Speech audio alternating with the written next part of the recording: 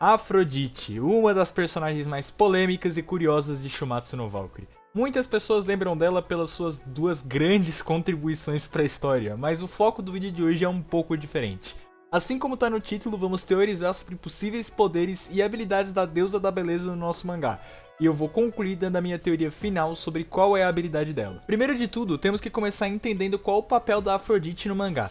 Quem leu e ouviu o anime sabe que ela é basicamente uma personagem secundária, que tá ali pra comentar sobre as lutas, apesar de que, no caso dela, normalmente tá ali só pra ter alguma piada com peitos ou ficar olhando com cara de tacho mesmo. De qualquer forma, analisando o papel da Afrodite dentro do universo de Shumatsu, é evidente que ela é uma deusa relevante, sendo um dos 12 deuses do Olimpo, junto com outros membros gregos como Zeus, Poseidon, Apolo, Hermes, Ares e o Adamas antes de ele se apagar da história. Por ser uma deusa relevante dentre todos os deuses, tendo destaque tanto em história quanto estruturalmente, pois tem seus serviçais, sua sala especial lá no Coliseu do Valhalla e até mesmo relevância dentro do Conselho dos Deuses, é natural que a gente pense que ela, pelo menos, é mais forte que um deus comum que está na arquibancada, e esses deuses por si só já devem ser mais fortes que humanos comuns.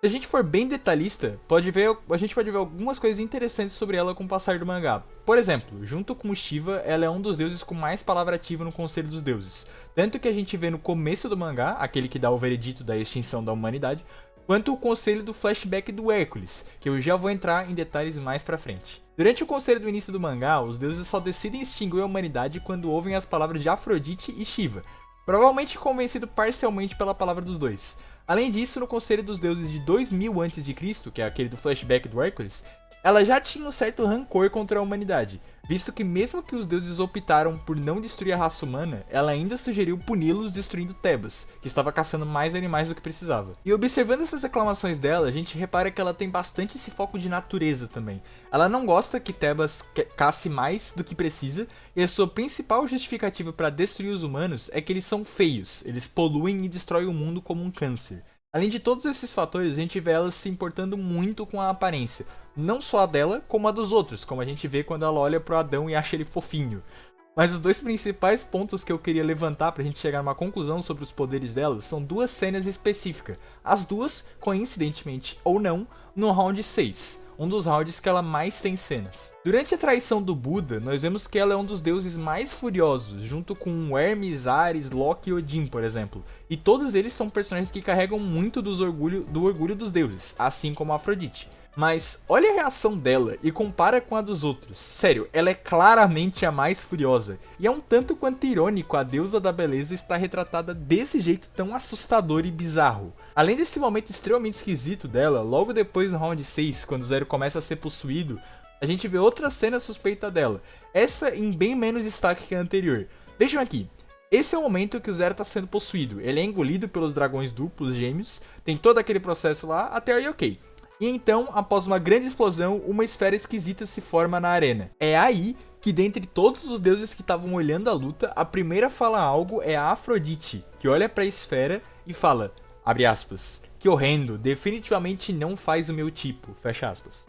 Claro, inicialmente nós vemos graça aí, pois a Afrodite tem essas piadinhas de serem ou não serem o tipo dela.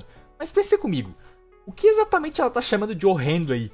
O Zero estava sendo possuído, cuspindo sangue agora há pouco e ela não comentou nada. A esfera se formou, ficou parada ali por algumas páginas e antes do Rajun aparecer, ela comenta que aquilo é horrendo. É um comportamento muito suspeito, vamos falar a real. Afinal, a esfera em si não tem nada demais de horrendo, é literalmente só uma esfera flutuante. E juntando essas duas cenas, a dela furiosa com a traição do Buda e ela vendo a esfera e chamando de horrenda, que eu formulei a minha teoria das habilidades da Afrodite.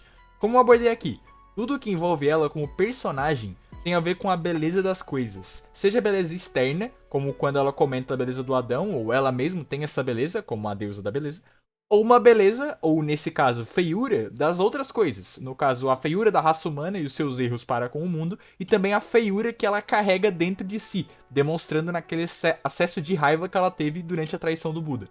Na minha visão, a Afrodite tem justamente essa temática. Por fora ela é bela, linda, perfeita, sempre plena, mas por dentro ela é vaidosa, orgulhosa, extremamente irritada e carrega dentro dela uma feiura extrema, apesar da sua beleza exterior.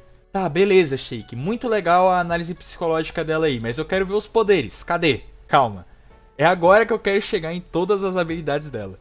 Como eu já tinha falado antes, ela é uma deusa relativamente relevante.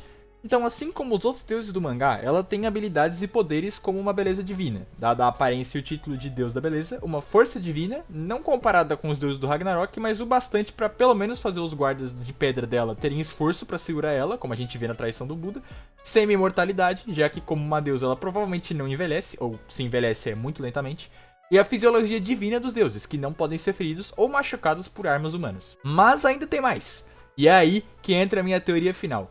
Na minha visão, a Afrodite tem uma habilidade de suporte, o que combina com ela, afinal, não é uma deusa lutadora na teoria. E essa habilidade é ver o interior das coisas, ou ver a verdadeira beleza das coisas.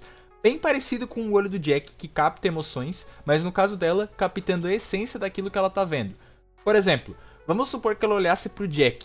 Ela ia ver alguém maligno, sujo e sanguinário, mas que foi corrompido pela sociedade que viveu.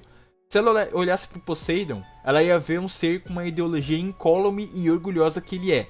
Em resumo, ela consegue ver a verdadeira essência da pessoa, ignorando qualquer tipo de máscara ou persona que ela usa e talvez, quem sabe, entendendo a pessoa melhor do que ela própria. Isso pode parecer uma habilidade meio inútil, mas na realidade ela é bem útil. Pensem comigo, quando o Jack entrou na arena e com todo o prolongar da luta dele contra o Hércules, a gente viu todo mundo odiando ele, chamando ele de um monstro frio, sanguinário e extremamente perigoso, letal e cruel. E, claro, o Jack é tudo isso, mas o que estava por dentro do Jack, a camada externa do que a gente via, é que ele foi uma pessoa que sofreu muito quando pequeno, o que não justifica os atos dele, eu não acho que justifique, mas o ponto é que as pessoas não entendiam que o Jack não era um monstro, ele era um humano também. Outro caso é o Poseidon, que a gente olha na luta dele com o Sasaki e a gente pensa que ele é um arrogante, orgulhoso, sem nenhuma emoção, mas é revelado logo depois, na luta 7, que ele tem emoção, ele gosta do irmão dele, o Hades, justamente por representar a ideologia que o Poseidon acredita ser o de um deus. Tudo isso não faz parte da camada externa do personagem, mas sim da interna. E eu acredito que a Afrodite poderia ver justamente isso, ela vê essa parte interna, a essência do personagem como ele é, não simplesmente coisas externas que as pessoas julgam que seja. E tendo esse tipo de poder, isso explicaria por que ela achou aquela esfera que se tornaria o Rajun horrenda, pois ela viu a beleza, ou nesse caso a feiura, do que estava dentro daquela esfera, no caso o Rajun, a sua alma escura e a sua personalidade distorcida e psicótica.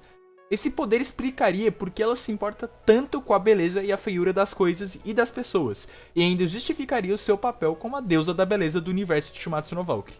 E aí, gostou da teoria? Acha que eu viajei demais aqui e a Afrodite na realidade é só uma gostosa com 2 peitos gigantes? Ou ela realmente pode ter alguma habilidade como essa? Comenta aí embaixo a sua opinião, não se esquece de dar o like e também se inscrever e até o próximo vídeo.